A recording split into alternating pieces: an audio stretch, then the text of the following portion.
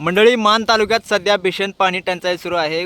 गावागावामध्ये टँकर पुरवठा होत आहे. सध्या आपण डाकणी तलावावरती आहे आणि या ठिकाणी फिडिंग पॉईंट आहे, पाणी भरणा केंद्र आहे आणि या ठिकाणी पाणी भरायला सुरू आहे. तर या तलावात एक विहीर आहे आणि त्या विहिरीचं पाणी या पाईपलाईननं या टँकरमध्ये भरलं जातं आणि हे टँकर जातात गावागावात. आता हा टँकर कुठं जातोय बघूया. आता कुठं जातोय हा टँकर भरून? माझा हा बाहलवडी. बरं, हा, आता दिवसात किती खेपा करणार तुम्ही? 2 ट्रिपा. दिवसात 2 ट्रिपा? हा, 2 ट्रिपा. ओके. आणि कुठल्या कुठल्या गावात जातात तुम्हाला माहित आहे का? आहेत गे, कारकेल चालू आहे, परत शंभूखेड चालू आहे, पर्यंती चालू आहे, बरं वरकुटे चालू आहे, मसवड वरकुटे. बरं. ओके इकडं पालवणला चालू आहे, विरळी चालू आहे. Okay okay. तुम्हाला फक्त एकच गाव?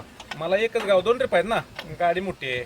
हां, किती लिटरचं टाकी आहे? ही 30,000 लिटर. 30,000? हा. Okay okay. तर बघू शकता प्रत्येक गावाला सध्या किती 8 टँकर आहेत ना? सध्या 8 आहे चालू. हां, 8 टँकर. हे 8 टँकर इथल्या जे दुष्काळ गाव आहे त्या गावांना पाणी पुरवठा करत आहे. उत्तर आणि पूर्व मानमध्ये काही भागामध्ये पाणी पोचलेलं नाही, त्यामुळं अशा संकटाला सामोरे जावं लागत आहे. तर इथं आपण ढाकणीच्या तलावावरती आहे. ही बघताय परिस्थिती कशी आहे. ढाकणीचा तलाव देखील आता कमी होत चालला आहे. इथले लोक सांगतात की ढाकणीचा तलाव कधीच आटत नाही, परंतु पाणी कमी होतं. तर आता हे पाणी कमी झालं आहे ढाकणीच्या तलावातलं.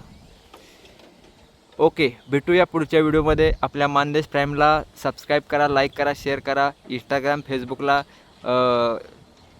फॉलो करा आणि नवीन नवीन व्हिडिओसह भेटूया. धन्यवाद.